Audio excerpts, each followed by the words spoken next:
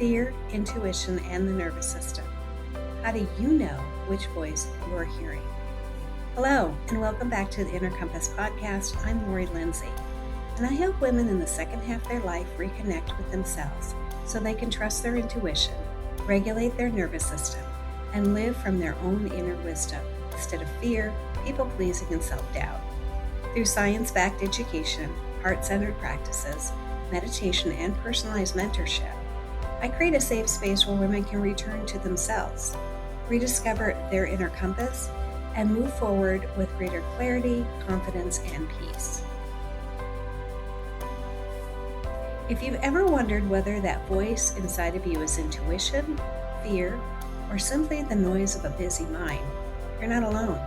One of the most common questions I hear is, how do I know which voice I am listening to?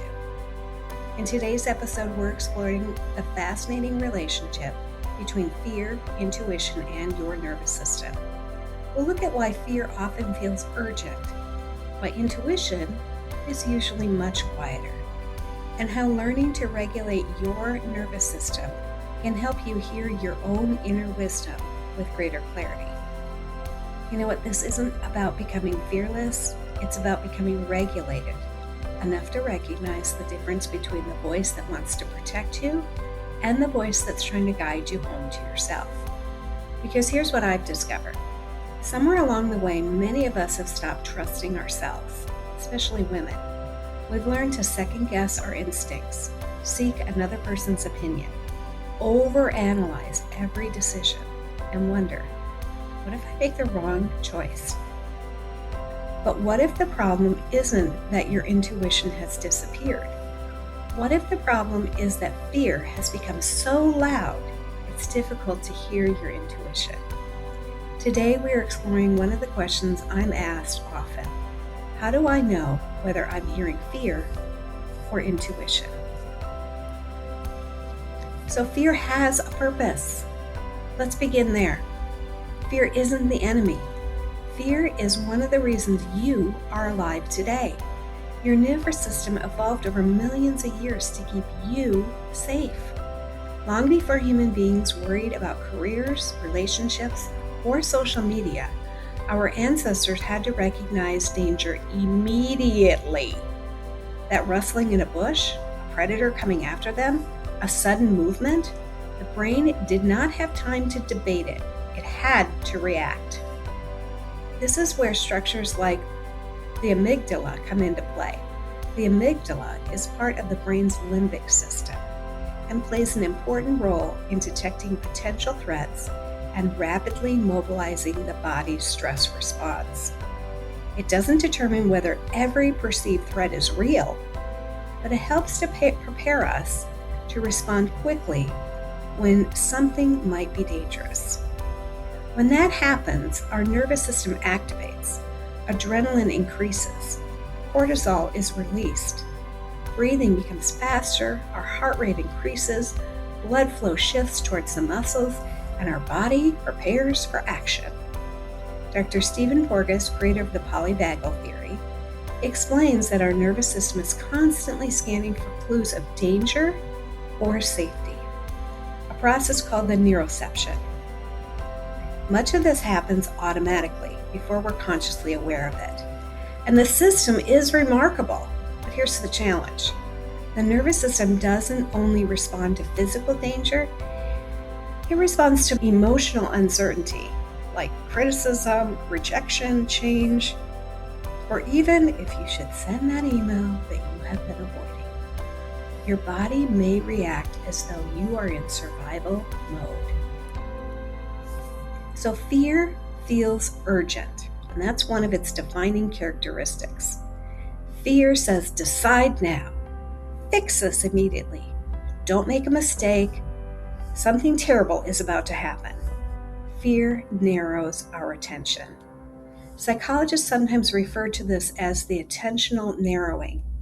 When stress causes us to focus primarily on perceived threats while overlooking other possibilities. That's incredibly useful when you're escaping danger. It's much less helpful when you're deciding whether you should change your career. So intuition feels different. And interestingly, researchers have struggled to create one universal accepted scientific definition of intuition. Psychologist Dr. Gary Klein, who studied firefighters, military commanders, and emergency physicians, found that experienced decision makers often recognize patterns rapidly without consciously analyzing every detail. He called this the recognition-primed decision-making. Other researchers suggest intuition combines unconscious pattern recognition with emotional and bodily information gathered over years of experience. Spiritually, well, I believe intuition is more than pattern recognition. I believe it's one of the ways our soul communicates with us. The still, quiet knowing, the gentle nudge, the whisper that says, call your sister. Take this opportunity. Nope, this isn't right for you. Through scripture, mysticism, indigenous tradition, and many other spiritual paths, wisdom is often described as arriving in stillness rather than noise. I don't believe science disproves this. I believe science is beginning to describe what happens in the body when we're able to access that stillness. So the heart's role, and this brings me to my favorite area of research for this month. The HeartMath Institute has spent decades studying heart-brain communication. Researchers, including Dr. Rollin McCraty, have shown that the heart communicates continuously with the brain through neurological, hormonal, and electromagnetic pathways. Studies have found that cultivating emotions such as appreciation or compassion is associated with more coherent heart rhythm patterns and improvements in emotional regulation, attention, and some measures of cognitive performance. Now, this doesn't mean that the heart can predict the future. It means that the heart is an active participant in how we process information, regulate emotions, and make decisions. And when our heart rhythms become more coherent, the brain receives more stable information. Many people report greater clarity, greater emotional balance, and easier access to inner wisdom.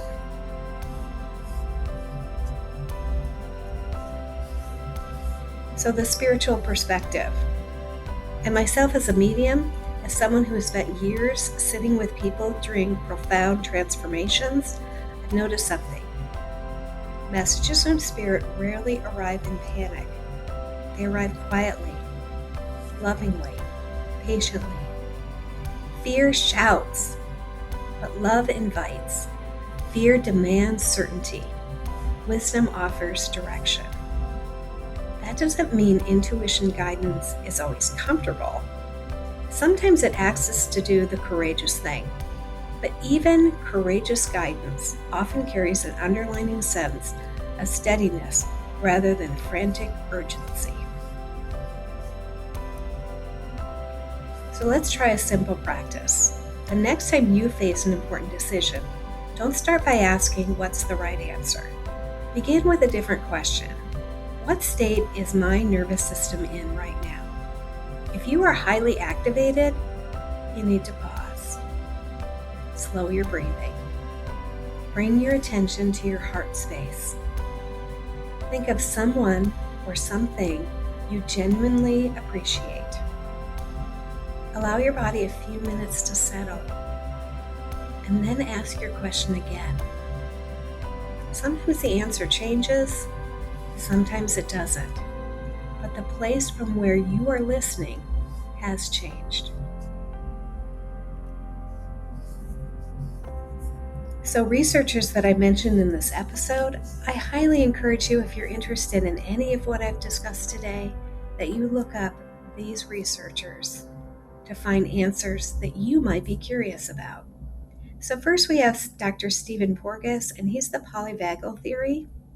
Then we have Dr. Rollin McCraty, and he is the director of the HeartMath Institute. That's where heart coherence and heart-brain communication. Then we have Dr. J. Andrew Armour, He's a neurocardiologist, intrinsic cardiac system, and he's known for the little brain of the heart. And then someone new to us this week is Dr. Gary Klein, recognition prime decision-making model. And finally, Dr. Antonio Damasio, somatic marker hypothesis.